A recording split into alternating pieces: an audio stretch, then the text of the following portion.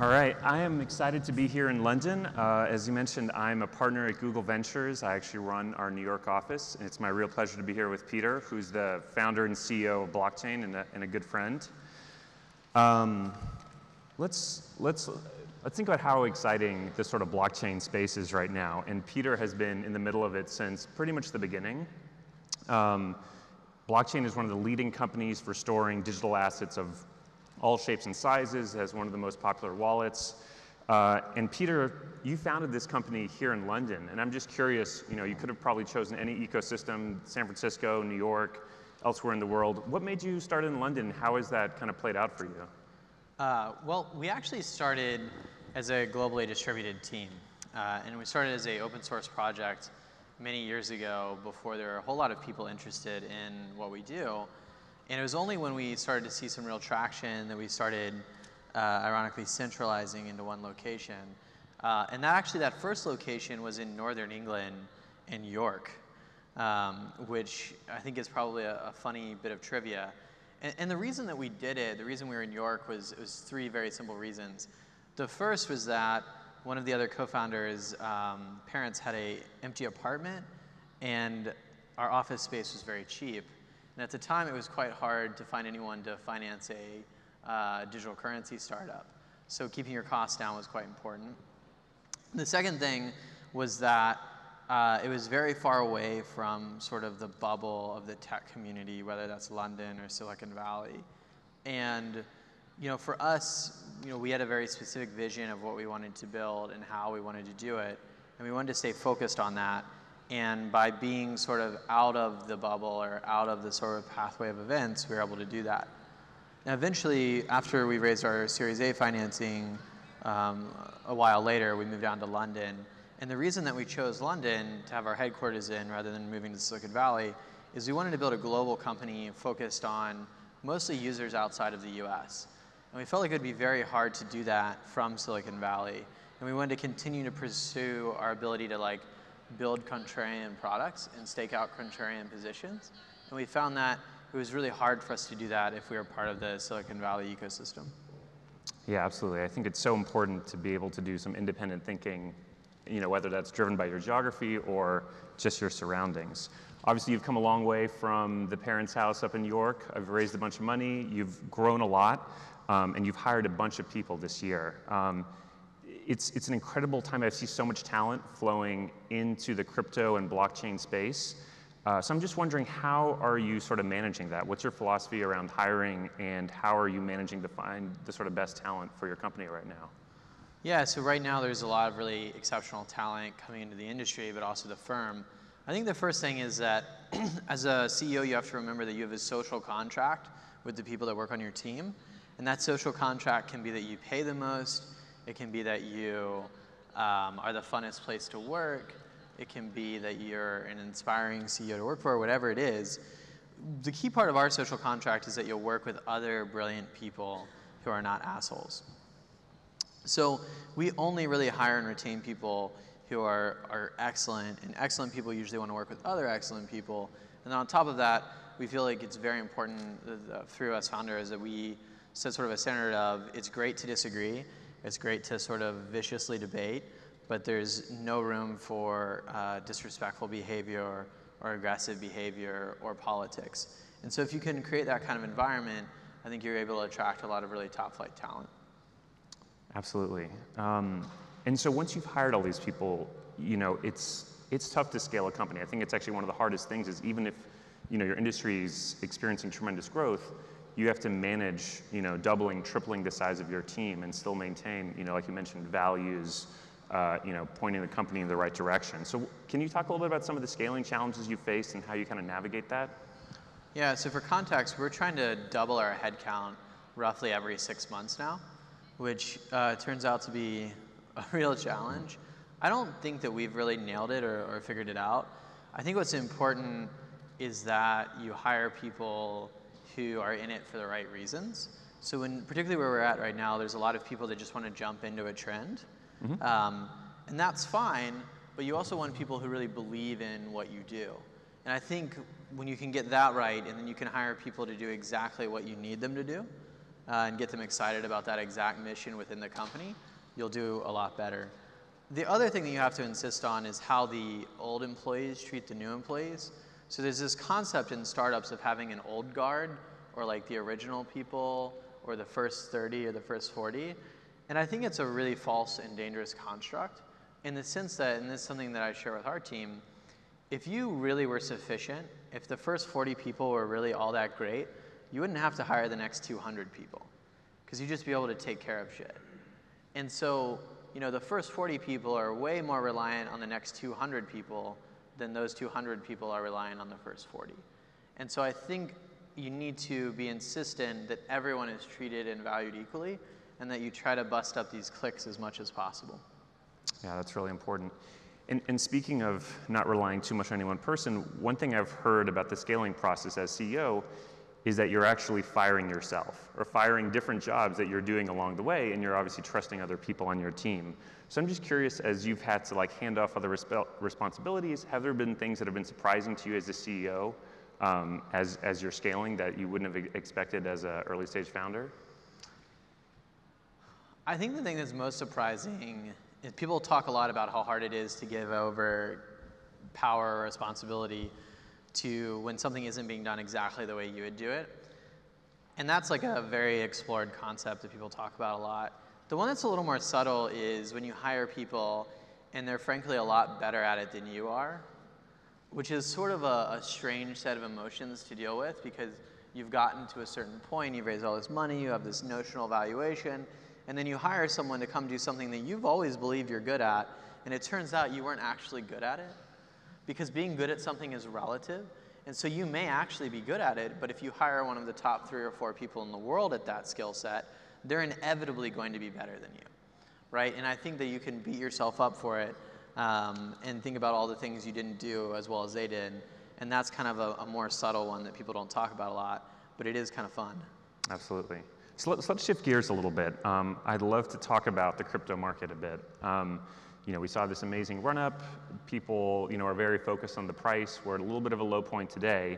But as we said earlier, there's a ton of talent coming in, and there's a ton of projects. So I'm just curious, we're about halfway through the year. How do you see this sort of crypto market evolving?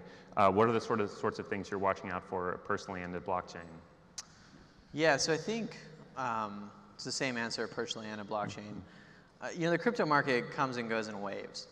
And a lot of it has to do with the way cohorts behave over time and the latency between people learning about crypto or digital assets, whatever you want to call it, and then the adoption cycle thereafter. And these waves are shortening in time. So the last one, there was about a 19, 20-month period between. I think this one will be a shorter period. But I think there'll still be a down period. And I think people have to remember that any financial system has a healthy degree of utility, fear, and speculation within it. And without all 3 of those, you don't really have a healthy financial system. In the case of digital assets in crypto, we don't yet have this notion of fear.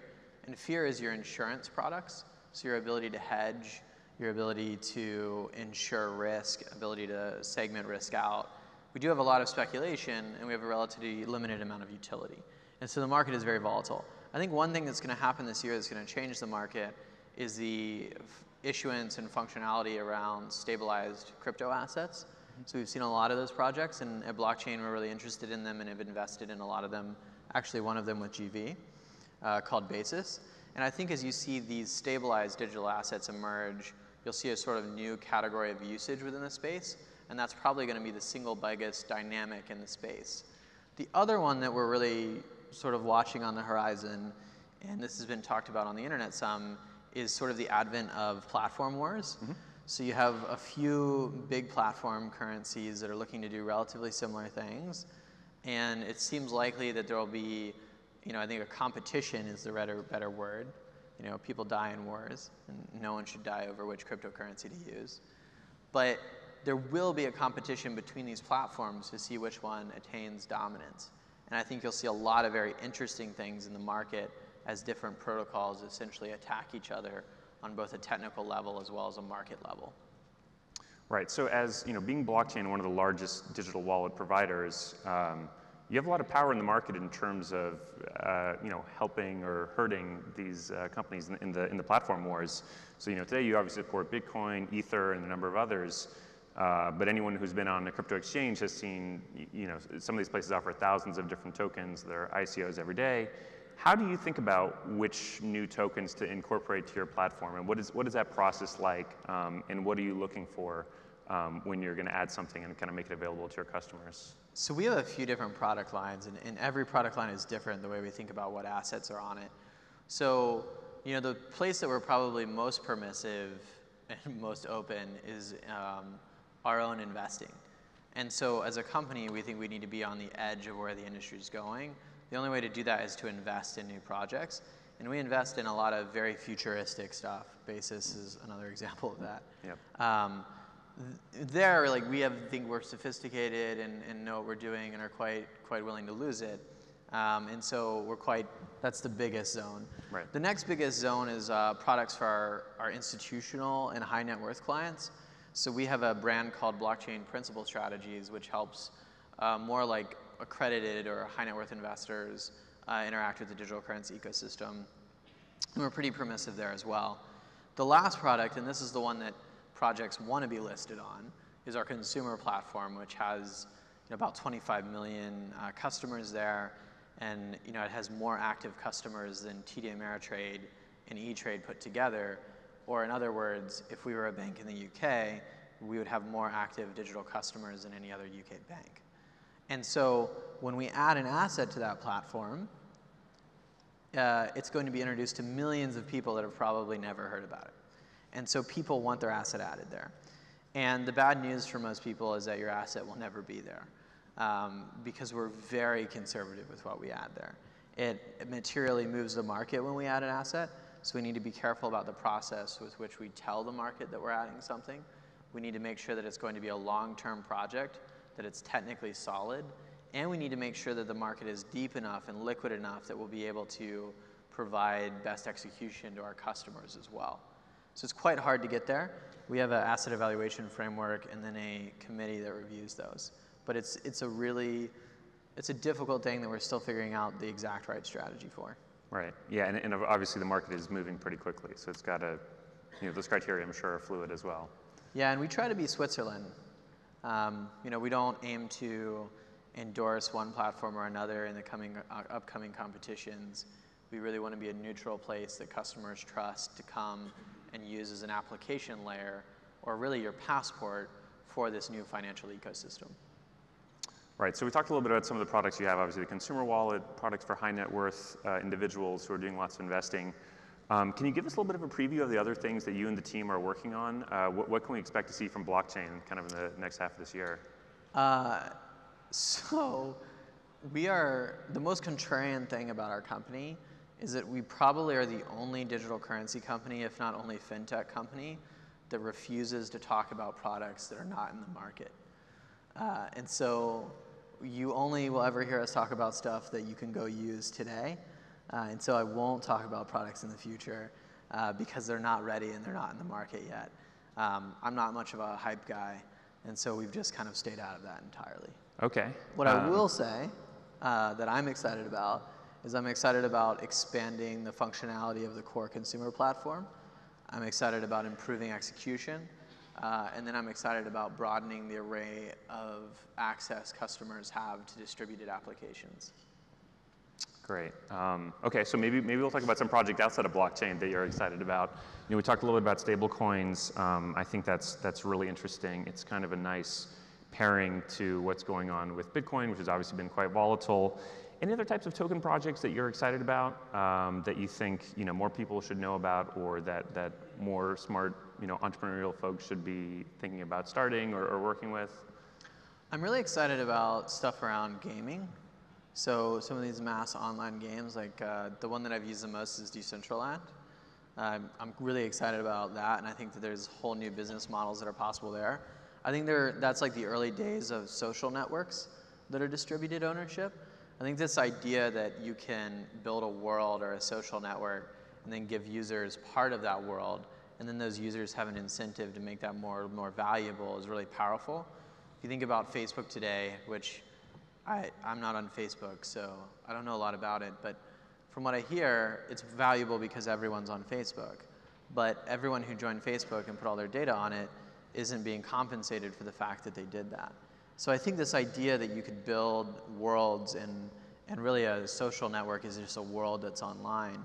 The idea that you could incentivize people to build worlds and then give those users ownership in that world is really powerful. I think it'll take a while to iron out a lot of the kinks on that, but I'm really excited about some of these early experiments around it. Yeah, that's kind of a fascinating thing is, the sort of idea of building and controlling your own Facebook-like experience. And I mean, part of the advantage of decentralized apps is if there's kind of this censor resistance. I mean, obviously there's lots of parts of the world where Facebook isn't even an option, even if they wanted to join. So I'm just wondering, like, what are the other sort of properties of a decentralized app that you think are really going to be meaningful and sort of help them grow and flourish? I think censorship resistance is maybe not one of the most interesting parts about DApps, actually. It's hard to pull off in practice. It's even hard to pull off, like, censorship resistance for relatively simple assets like Bitcoin. So, but one of the things that I think is exciting about DApps is the efficiency that you get. So really, like, the reason that Decentraland, as like an early precursor to creating new worlds that people own, is interesting, is because you can programmatically issue the ownership in it, and you can control that ownership around certain behaviors and action sets via smart contracts. So I think most of this technology is much more interesting from a efficiency perspective than it is from a censorship resistance perspective. Absolutely. So obviously you've been a founder for a long time now. You've been a CEO of this company. You've seen sort of tremendous growth. I'm always curious. What advice would you give to? I'm sure there's a lot of younger entrepreneurs here in the audience that are thinking about whether starting their first company or thinking about starting their first company. What sort of advice do you have for them? That people that are kind of coming out for the first time. What are some of the lessons that you've learned along the way? So some specific advice and some macro advice.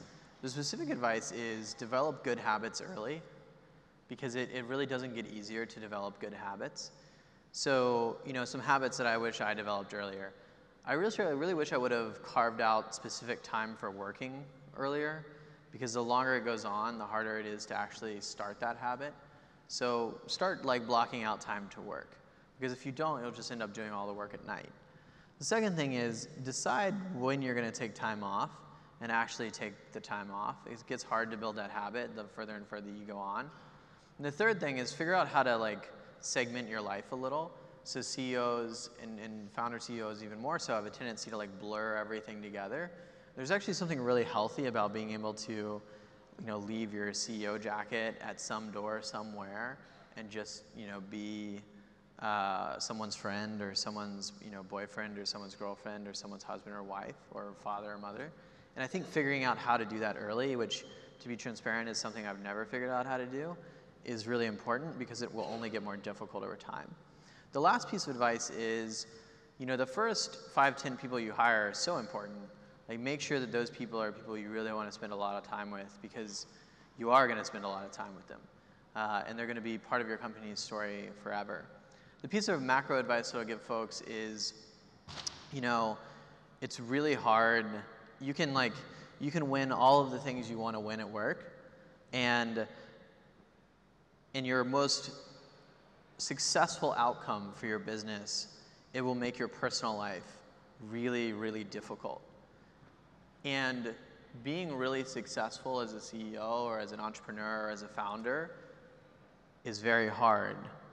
Being a great person while you do it, being a great friend to your close friends, being a great brother to your siblings or sister, being a great husband or father, being a great partner to whoever your partner is nearly impossible.